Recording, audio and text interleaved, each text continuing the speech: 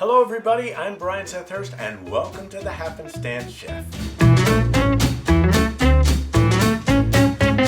Today I'm going to be making cocoa, chili, lime infused chicken legs. Be sure to like the channel, subscribe, hit the bell if you want to know when the next episode is, and feel free to comment below. I was saying to Andrew earlier, I should do a cookbook, 1001 Ways to Cook Chicken, because I like chicken and because you always have a chance to make something different. And we didn't have chicken a million different ways when I was a kid, so I always try and think of something new. This time I was like, okay, I was cleaning out my cabinets, found this, and I said, what can I do with cocoa? And so I decided to invent my own marinade, the recipe which is in the description. So what I'm going to do right now is, here's the cocoa, and that's I think 3 tablespoons, but you can check the measurements below. And then a little kosher salt, a little Montreal steak seasoning, which, as you know, is a staple in my kitchen, and coriander. And sometimes I think, okay, how are all these flavors going to work together? And I sort of used my imagination to taste them, but I never know until the final product. So then dried chili peppers here, but what I do is I grind them a little bit in a mortar and pestle. Everyone should have a mortar and pestle, especially if you want like fresh ground anything. I used to use a coffee grinder to grind stuff, but now I use this, and I'm sure this is going to make me sneeze. Or at least cough. Okay, then I'm adding 4 tablespoons of lime juice. So what I do is I mix all this up first in this handy little chop thing. Okay, this is from KitchenAid, by the way. They make newer models. Okay.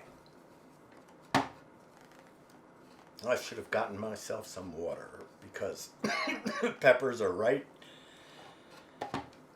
Pardon me. Okay, now I'm going to add some olive oil, but I don't want to mix it but once. I don't want to, I just want to pulse it. Okay. That was 3 times.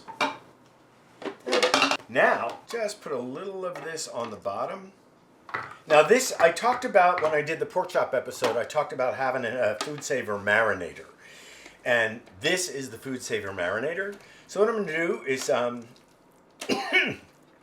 God, I'm going to just coat these, and then I'm going to pour the rest of this here.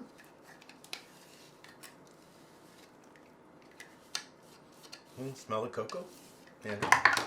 This is unsweetened cocoa, so yeah.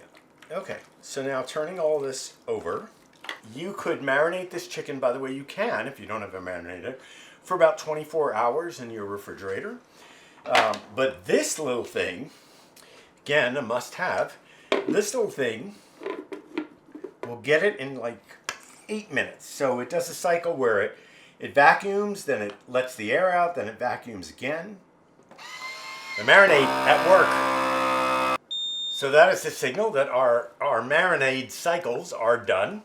Here, now, because we're going to fry it, so this is a Tefal fryer, which I probably need a new one. This has been used so much. And I've used canola oil in here. Now they tell you not to put canola oil in a fryer because it breaks down faster, but I like the taste, so this is canola oil. This is my little 3-tray method for how I dredge, dip, coat, and then fry. So this is 4 eggs in here, and rather than whisking, I always just put it in a little jar and shake it up. Like a protein shake.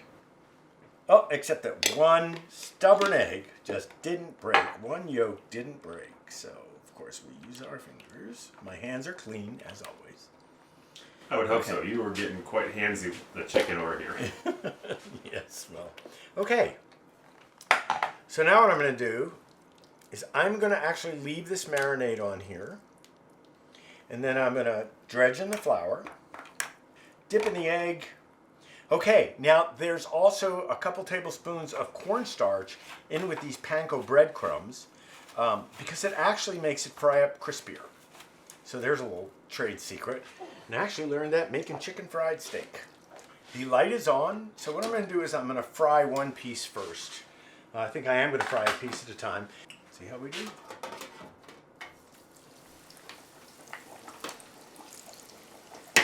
You notice I dropped the basket down before I put the chicken in.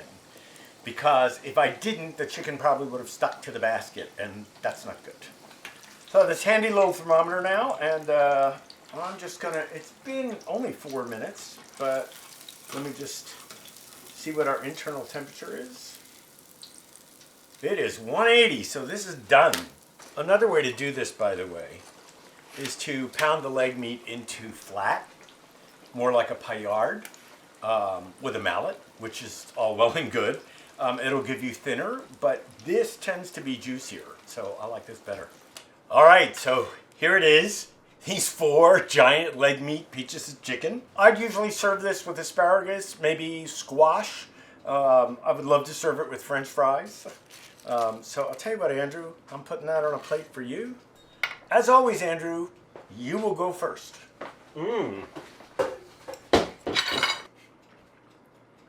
Unreal. I love that kick from the chili that's in there.